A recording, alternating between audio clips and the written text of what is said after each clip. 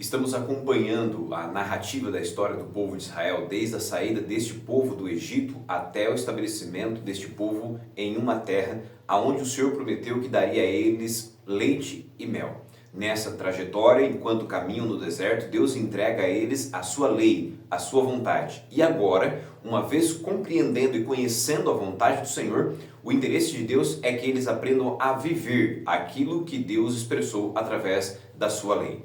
Esse e outros assuntos estudaremos na lição dessa semana.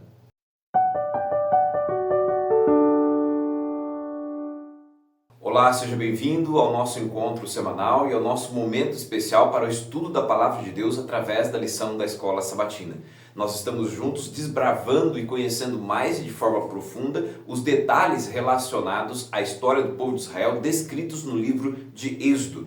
E eu estou muito feliz porque você está nos acompanhando à medida que estamos analisando passo a passo não somente a libertação desse povo, mas principalmente a construção desta nação que tem como base a palavra expressa do Senhor. Nós estamos na lição de número 9 desse trimestre, já caminhando para o final, e eu espero em Cristo que você tenha feito provisões para já estar pronto para o próximo trimestre, onde juntos, mais uma vez, iniciaremos uma jornada de descobrimento, estudo, mas principalmente colocando em prática em mim e na sua vida aquilo que a palavra do Senhor nos tem ensinado. Eu quero aqui estender o meu abraço especial a todos aqueles que estão nos acompanhando em todos os territórios aqui do Brasil, bem como também no exterior, e convidar você de modo especial, que ainda não é inscrito nesse canal, a deixar o seu like, o seu comentário, se inscrever e também deixe para nós aqui um comentário de onde você está assistindo, de onde você está acompanhando e qual é a sua impressão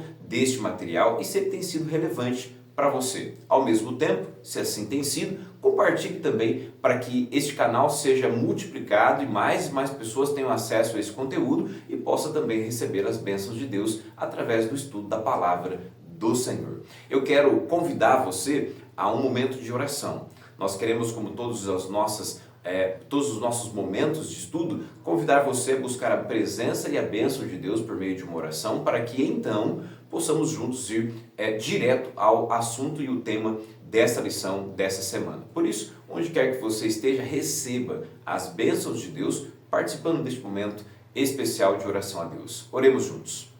Maravilhoso Deus e Pai, muitíssimo obrigado pelo privilégio de mais uma vez poder reunir esta classe da Escola Sabatina, que a cada semana tem tirado o tempo oportuno para ouvir a Tua voz, entender e compreender as Tuas orientações e colocar em prática em nossa vida aquilo que o Senhor deseja.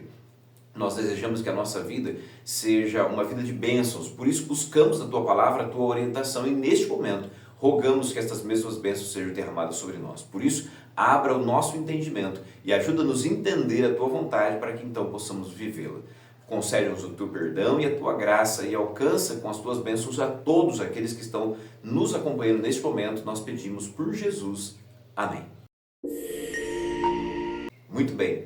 Buscando a presença de Deus, eu quero convidar você a tomar em suas mãos a palavra de Deus, a Bíblia, bem como também a lição da Escola Sabatina. Como eu disse anteriormente, nós estamos na lição de número 9 desse trimestre, que tem como base fundamental o livro de Êxodo. E neste momento em especial, após acompanharmos toda a trajetória do povo até o capítulo 19, estamos literalmente agora no capítulo de número 20, pois o tema geral da lição dessa semana é Vivendo a Lei.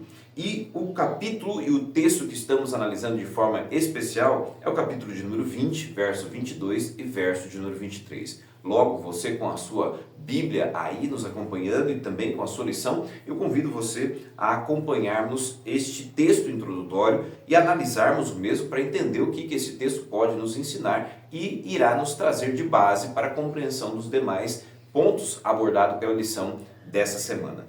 Antes, porém, de irmos ao verso para memorizar, eu quero destacar aqui algo muito importante já no título geral da lição dessa semana.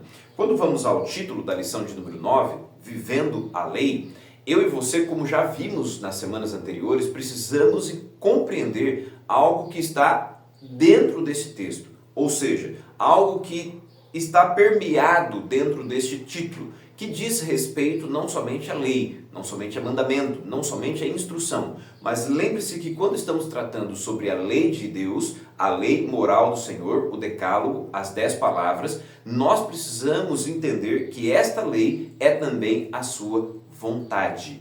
Lembre-se sempre que no texto, lei tem o sinônimo de vontade de Deus.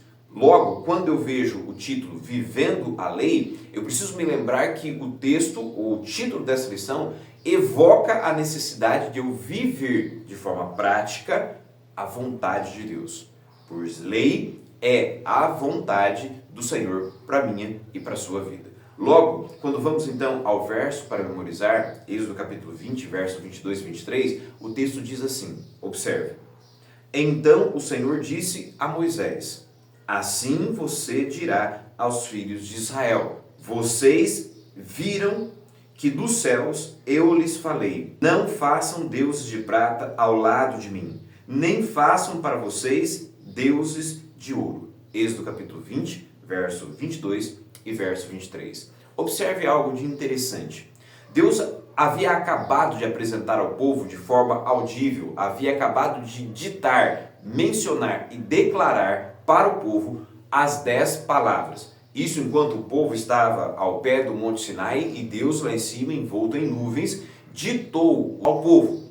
Já em seguida, pouco depois, Deus vem e reforça uma questão muitíssimo importante relacionada àquilo que ele já havia mencionado antes. Note, Deus vai dizer de forma clara para o povo, vocês viram que dos céus eu lhes falei. Deus está deixando claro duas coisas importantes. Primeiro, que ele próprio havia conversado com o povo e declarado as 10 palavras. Primeira coisa. Em segundo lugar, Deus está dizendo onde ele estava. Deus deixa claro que ele estava no céu. E do céu, ele, o Senhor e Deus, declarou ao povo qual era a vontade que ele tinha para aquele povo naquele momento. Ao mesmo tempo, ele vai destacar o seguinte, uma vez que vocês viram e ouviram o que eu disse do céu para vocês, não façam deuses. Parece algo bastante simples compreender a ênfase que Deus está dando aqui, mas eu e você precisamos destacar aquilo que está por detrás, ou aquilo que é a base desta declaração. Uma vez que Deus, o Senhor, está declarando ao povo sua vontade dos céus, e o povo viu a manifestação e ouviu a sua voz, Deus está deixando claro que o povo, o ser humano, não deve fazer deuses. Você consegue entender? Ao passo que o Senhor Criador do céu e da terra, do céu, se manifesta, quando o homem desobedece, deixa de seguir a vontade de Deus, o Deus do céu, ele, o próprio homem, vai confeccionar deuses para si. É isso que Deus está deixando aqui. Que todos os deuses que não são o Senhor do céu e da terra, todos eles são obras humanas. Não estão no céu, não falam e não expressam a sua vontade. Você consegue entender? Deus está deixando claro, eu dos céus fiz vocês verem e ouvirem. Contudo, quando vocês se afastam de mim, é vocês que vão dar forma a deuses que não são deuses. Então não façam deuses, porque o Deus de vocês sou eu. Além disso, ele vai dizer, não coloque esses deuses ao meu lado. A ideia aqui básica está ligada ao conceito do politeísmo. Veja, um dos grandes perigos que o povo de Israel teve ao longo da caminhada no deserto, e mesmo em meio o seu estabelecimento como nação, não foi abandonar o Senhor Deus do céu e da terra de modo completo. Pelo contrário, um dos grandes perigos e um dos grandes pecados que eles cometeram foi incluir em sua adoração, além da adoração ao Deus Todo-Poderoso, outros deuses.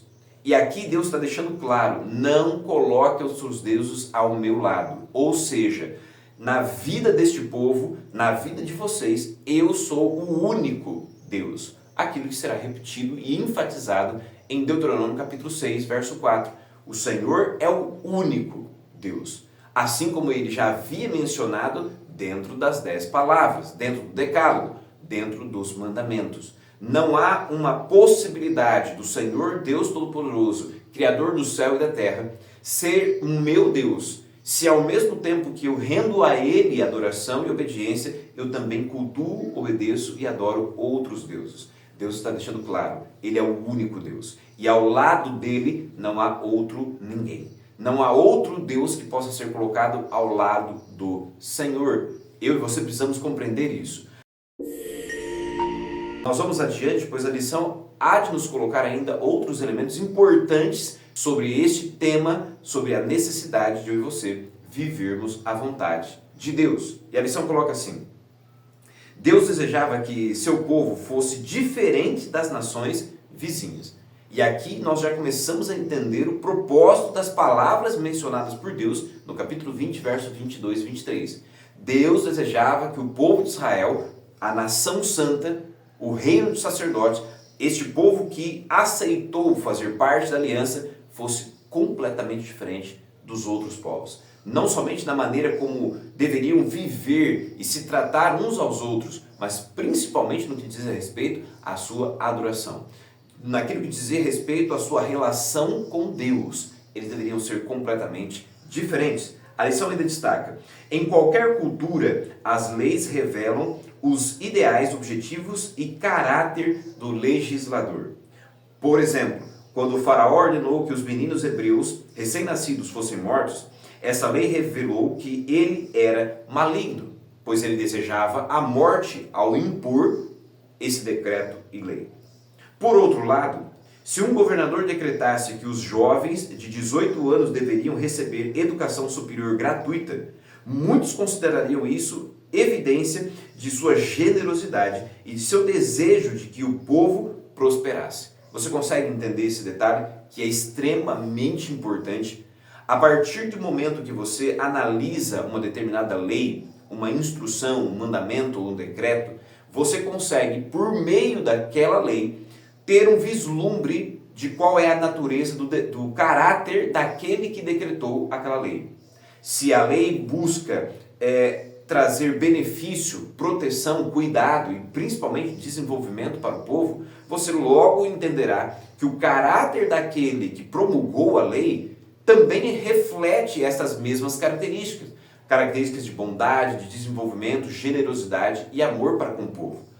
Contudo, pelo contrário, se você analisar um decreto, uma lei ou um mandamento que visa a morte, visa o prejuízo, visa a denegrir a imagem ou a constituição de uma pessoa ou de um povo, logo você entenderá que, como reflexo, o caráter daquele que promulgou essa lei também é permeado por essas negativas. Logo, a partir da análise de uma lei, você consegue, ainda que de forma distante, analisar por reflexo o caráter daquele que a promulgou. Quando eu e você vamos à lei de Deus, nós conseguimos enxergar que esta mesma lei reflete o caráter do Senhor. Porque neste conjunto de palavras, você entende que Ele deseja que você o ame acima de todas as coisas e, ao mesmo tempo, ame, respeite e viva de forma harmoniosa com o seu próximo. Logo, conseguimos entender que o caráter da lei, bem como o caráter de Deus, refletem princípios de amor. E é esse amor que Ele deseja que eu e você possamos viver, compartilhar e principalmente devolver a Ele em forma de gratidão e obediência. Ao criar condições para uma vida mais plena, a lei também ajuda a nos proteger de perigos e infortúnios. Logo, quando analisamos a lei de Deus, entendemos que Ele deseja o nosso crescimento, o nosso desenvolvimento e principalmente a nossa proteção. Proteção. Isso é extremamente importante para eu e você compreendermos. Mas a lição vai adiante e na parte de domingo vai nos destacar ainda outros detalhes sobre como melhor viver a vontade do Senhor. A lição de domingo destaca o seguinte título: o Código da Aliança. E eu separei alguns pontos importantes para que nós possamos analisar. A lição destaca o seguinte, observe: no Sinai, com a entrega da lei, Deus estabeleceu a base para ensinar seu povo que, por meio da conexão com Ele, poderia ter uma vida santa.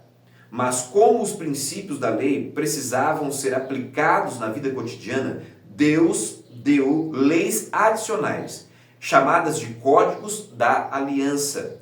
Era responsabilidade dos juízes zelar por essas leis e aplicá-las corretamente. Então entenda um detalhe.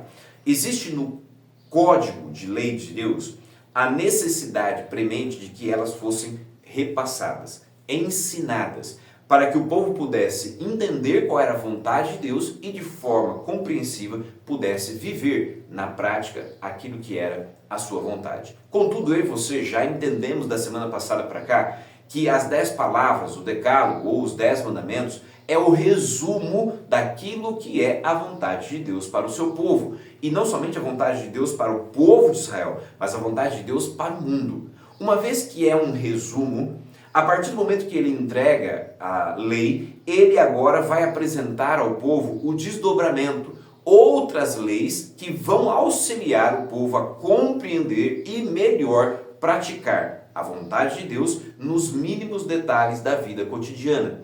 Esse conjunto de leis apresentados por Deus, chamado também como Código da Aliança, foi entregue aos juízes, àqueles que seriam responsáveis não somente por repassar, orientar e ensinar estas leis ao povo, mas também julgar a aplicação e a prática das mesmas dentro da vida cotidiana do povo de Israel.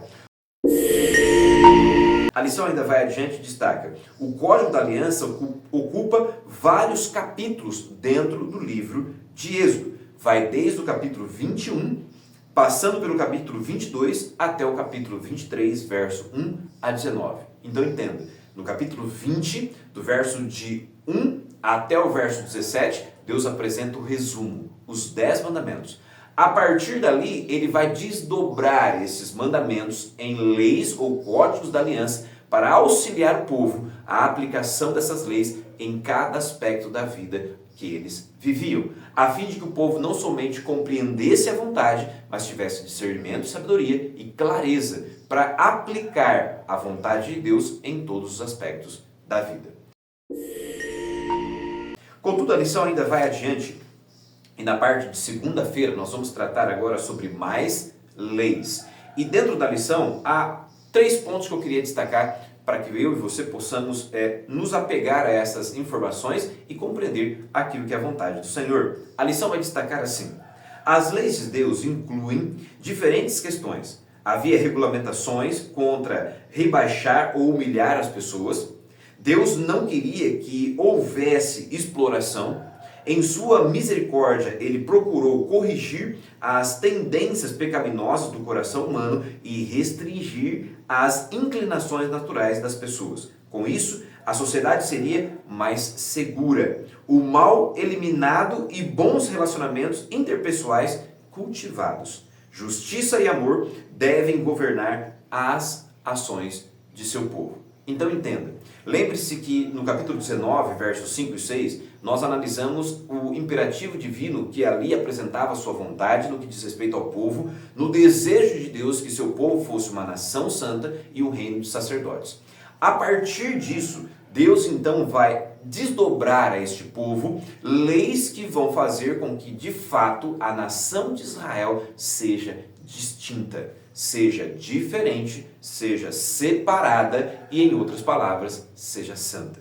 Você consegue entender? O objetivo de Deus não era que a sua aliança fosse feita ou entregue única e exclusivamente ao povo de Israel. Pelo contrário, já vimos isso na semana passada. O desejo de Deus era que o povo de Israel, de posse da aliança que Deus com eles estabelecera, pudesse aprender qual era a vontade de Deus por meio de suas leis e ao mesmo tempo viver, para que uma vez vivendo aquilo que é a vontade de Deus, pudesse também repassar, ensinar e instruir o restante do mundo com base naquilo que Deus outrora já havia os ensinado.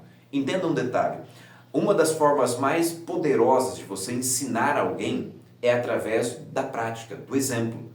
Você pode, de forma bastante eloquente, apresentar teorias a alguém, mas quando você apresenta experiências práticas, Aquele que está absorvendo o conhecimento que você está transmitindo, ele absolve e recebe isso de forma muito mais clara, de forma muito mais consciente e de forma muito mais lúdica. Você consegue entender? Quando dentro da sua pedagogia você não somente se utiliza de teoria, mas principalmente de prática, de vivência daquilo que você está tentando transmitir, as pessoas ao seu redor observarão o seu testemunho. Grave isso. As pessoas entenderão o que você está ensinando, não somente por teoria, mas principalmente pelo seu testemunho. E era isso que Deus esperava do povo de Israel, que eles pudessem viver o desdobramento da lei de tal modo que a nação de Israel tivesse, por natureza, os olhos do mundo voltados para ela.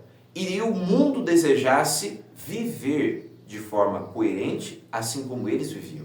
Ou seja, em outras palavras, observasse as benesses de viver a vontade de Deus e desejassem também não só aprender, conhecer, mas colocar em prática. Logo, a vontade de Deus expressa em suas leis seriam espalhadas em todo o mundo e, de fato, todos seriam atraídos ao Senhor através do exemplo prático de Israel. A lição ainda vai adiante e destaca assim: os sábados e as festas eram momentos de adoração, trazendo à memória eventos cruciais da história da salvação. Tudo o que Deus havia apresentado em sua lei tinha um propósito, tinha uma finalidade. A finalidade de fazer com que o povo não somente entendesse sua vontade, mas praticasse. Ao mesmo tempo, a lição destaca: assim como o sábado, a Páscoa, o Pentecoste e também a festa dos tabernáculos eram momentos especiais contidos dentro do regramento divino, a fim de fazer com que o povo não somente reconhecesse a graça divina, mas sobretudo pudesse de forma grata e sincera devolver a Deus a adoração e sobretudo louvor por aquilo que Deus é e tem feito por mim e por você. A lição ainda vai adiante e na parte de terça-feira destaca o seguinte: o plano original de Deus. Observe o que destacamos dessa lição, que de repente pode ser importante para você compreender de forma ainda mais clara a vontade do Senhor. A lição destaca o seguinte: não era a intenção de Deus que os israelitas lutassem por seu novo território. Aqui nós começamos a entrar num ponto muitíssimo importante daquilo que era o plano de Deus para o seu povo. A vontade de Deus descrita na Bíblia não era que o povo de Israel lutasse ou entrasse em conflitos e guerras para adquirir a terra que Deus havia prometido a eles. O desejo de Deus é que eles pudessem confiar na provisão, no cuidado e principalmente na ação divina para então tomar posse da terra. Olhando para o passado, Deus está oferecendo ao povo o mesmo que ele já havia feito por eles ao extraí-los do Egito. Lembre-se que no momento em que o povo está sendo libertado, o exército egípcio vai contra o povo e Deus é quem luta a batalha. E não só luta, mas ele vence a guerra em favor do povo. O mesmo exemplo do passado era para ser replicado no futuro. O ideal de Deus era que ele lutasse as batalhas em lugar do povo. A lição ainda destaca: da mesma forma, na época do rei assírio Senaqueribe, Deus derrotou o exército assírio. Não foi o povo que foi para a guerra. Pelo contrário, Deus enviou o seu anjo e o seu anjo deu conta de derrotar todo o império assírio. Assim como também na travessia do mar não fora o povo que foi à guerra, mas sim o anjo do Senhor. Contudo, a lição destaca: o Senhor prometeu que expulsaria as nações à frente de Israel por dois métodos incomuns, mas bastante eficazes. Primeiro deles, enviando terror sobre as nações ímpias. E segundo, com vespas que os expulsaria. Logo, através daquilo que foi apresentado ao povo de Deus, nós vemos que Deus tinha um plano. E este plano, se obedecido, seria benéfico para o povo. Por quê? Porque no contexto, não somente da caminhada no deserto, mas principalmente ao entrar na terra prometida, este povo não precisaria se envolver com batalhas e guerras, porque Deus lutaria em favor deles. O anjo do Senhor, que já estava indo adiante deles, faria com que os povos daquela terra fossem então expulsos e retirados pela ação única e exclusiva do Senhor. Contudo, eu e você sabemos, em meio à jornada do povo de Israel no deserto, bem como também em meio à conquista da terra prometida, em vários momentos o povo desobedeceu à vontade de Deus, deixou de seguir aquilo que o Senhor expressamente havia dito, e eles mesmos tiveram que lutar as suas batalhas. Em muitas delas foram derrotados, e em muitas confiaram no poder de Deus, e por misericórdia e graça, Deus então interviu e deu a eles a vitória. Mas o plano de Deus é que, pela fé, o povo pudesse crer que o anjo do Senhor iria diante deles e entregaria as vitórias em favor de Israel, mediante a fé na vontade do Senhor. A lição ainda vai adiante e vai nos apresentar na lição de quarta-feira o seguinte título: Olho por olho. Analisando de forma mais direta e peculiar as diretrizes das leis que Deus apresentou ao povo, nós vamos verificar que essas leis tinham como objetivo algo maior do que simplesmente a aplicação de punições e apresentações de regras. Havia um conceito maior dentro das leis de Deus que o povo precisava compreender. E a lição vai destacar assim: no Sermão do Monte, Jesus Cristo citou textos do Antigo Testamento com os quais seus ouvintes certamente estavam familiarizados. No entanto, ele falou contra as interpretações rabínicas comuns, que ao longo dos séculos haviam afastado do propósito original dessas leis. Então compreenda, assim como hoje também ocorre, muitas pessoas tomam a lei de Deus e aplicam sobre ela interpretações que não estão de acordo com aquilo que Deus buscou apresentar. Muitos tomam os 10 mandamentos, e como já dissemos anteriormente, nas lições anteriores, compreendem que a lei de Deus, os mandamentos que ele nos apresentou, por exemplo, foram abolidos, ou foram extintos, ou têm aplicações diferentes daquilo que Deus buscou apresentar ao seu povo. Assim também aconteceu no tempo de Cristo. Embora não houvessem abolido a lei de Deus, como hoje muitos intentam fazer, no tempo de Cristo eles deram à lei de Deus uma interpretação que não era condizente com aquilo que Deus havia planejado desde o início ao apresentar a lei ao seu povo. A lição destaca assim: ele disse, vocês ouviram o que foi dito? Eu, porém, lhes digo. Mateus capítulo 5, verso 38. O texto de Êxodo 21, verso 24, que mencionou olho por olho, dente por dente, é conhecido como a lei de Talião. Essa frase também ocorre em outras partes da Bíblia, como Levítico capítulo 24, verso 20, bem como também Deuteronômio capítulo 19, verso 21. Quando quando Cristo utilizou a citação, aqui nós acabamos de mencionar, olho por olho e dente por dente, Jesus estava tratando sobre a essência daquela lei, e não sobre a maneira como o povo a colocava e a vivia em seus dias. A base desta lei era a retribuição, a ideia de que quando você comete algo de errado, você deve esperar de forma direta uma retribuição à altura daquilo que você fez. Contudo, ao passar do tempo, a lei que tinha como prioridade coibir a ação negativa ou o erro praticado pelo homem se tornou algo praticado no sentido de ser retribuído de forma deliberada por aqueles que desejassem. Entende o que eu estou dizendo? O que Deus intentou ao apresentar a lei era que o povo não cometesse erros com medo ou com o desejo de que a retribuição não fosse aplicada. Contudo, ao longo do tempo, a ideia foi atribuída no desejo do que aquele que sofrera o prejuízo viesse então a aplicar a própria lei. Ou seja, a retribuição, a vingança, a punição acabou se tornando algo disponível àqueles que desejassem assim fazê-lo. Ao invés do povo deixar a retribuição, o julgamento ou a vingança para o Senhor, cada um passou a retribuir a vingança ou o resultado daquilo que havia sofrido por suas próprias mãos. Em outras palavras, o povo passou a aplicar a justiça através de suas próprias mãos.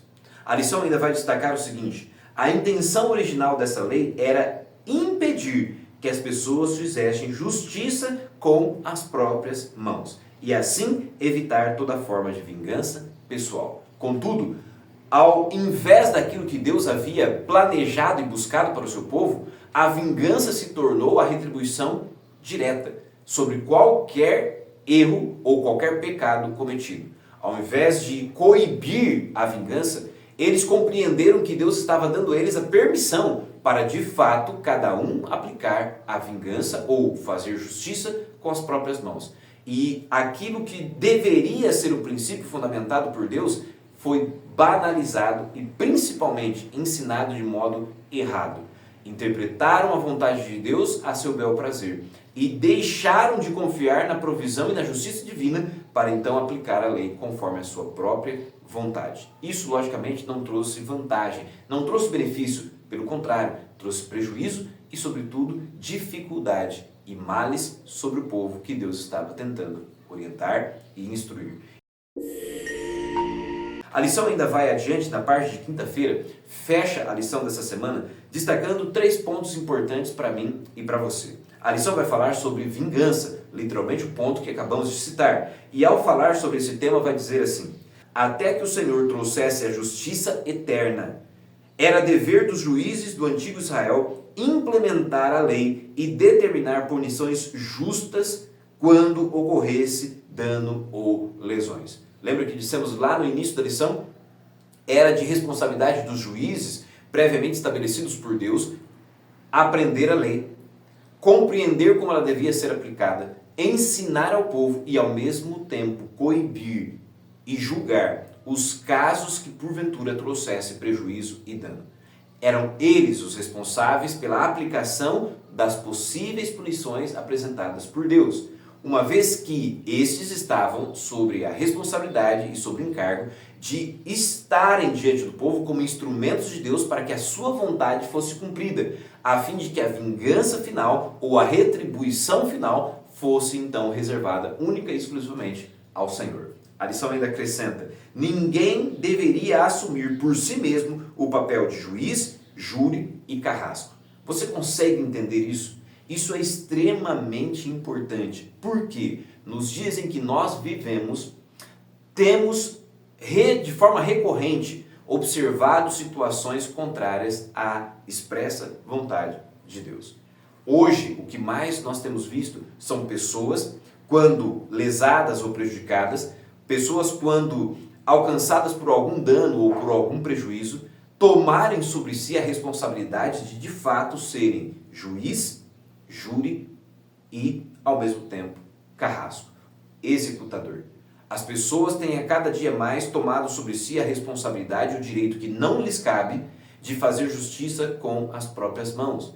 E isso, segundo o texto bíblico, não é uma prerrogativa minha e sua. Pelo contrário, embora vivamos num mundo permeado de dificuldades, crimes, roubos e agressões, não nos cabe a responsabilidade de aplicar a vingança. A punição, ela é única e exclusivamente prerrogativa de Deus. A lição ainda destaca o seguinte ponto: neste contexto, Jesus disse que devemos ser perfeitos, como é perfeito o Pai, que está no céu. Citação de Mateus capítulo 5, verso 48. Como podemos ser perfeitos como o próprio Deus assim é? O amor altruísta é a característica essencial de Deus. E a resposta para todas as dificuldades, mazelas, lutas, danos e prejuízos que eu e você enfrentamos neste mundo. O desejo de Deus ao apresentar ao seu povo a sua vontade, a sua lei, os 10 mandamentos ou o decálogo, era que o povo não somente compreendesse qual era a expressão do caráter de Deus transcrito através daquelas leis. Mais do que isso, o desejo de Deus é que o homem pudesse compreender que o Senhor desejava que eles vivessem de acordo com aquilo que estava ali descrito segundo a sua vontade. E ao mesmo tempo, compreendesse que aquele que os havia outorgado a lei não era somente o seu Deus, mas sobretudo o legislador.